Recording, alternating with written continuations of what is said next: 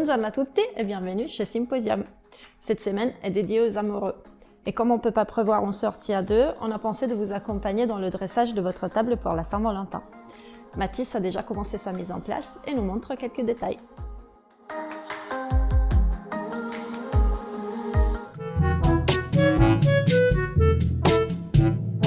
Alors non, il y a quand même un peu trop de froufrou.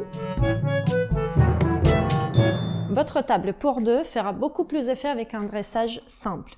On évite les serviettes à forme de cœur, les nappes ou les assiettes trop colorées, surtout pas en papier.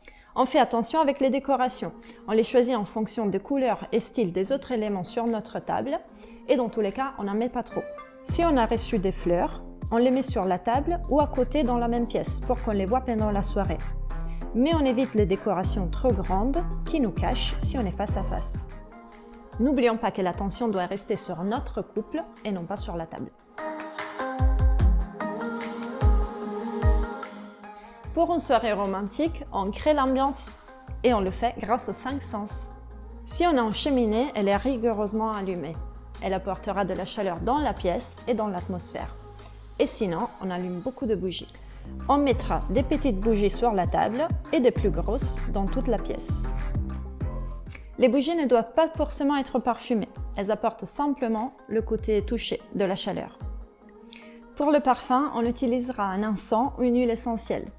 Vanille, cannelle, orange, thym, on a plusieurs options pour créer une ambiance énergisante et harmonieuse. Et on choisira selon les goûts du partenaire si on les connaît. Côté musique, ce sera selon vos goûts.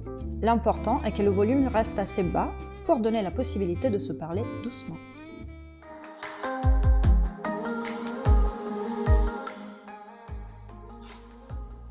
Mais si on n'est pas trop Saint-Valentin, c'est une soirée comme une autre. Oui, c'est vrai.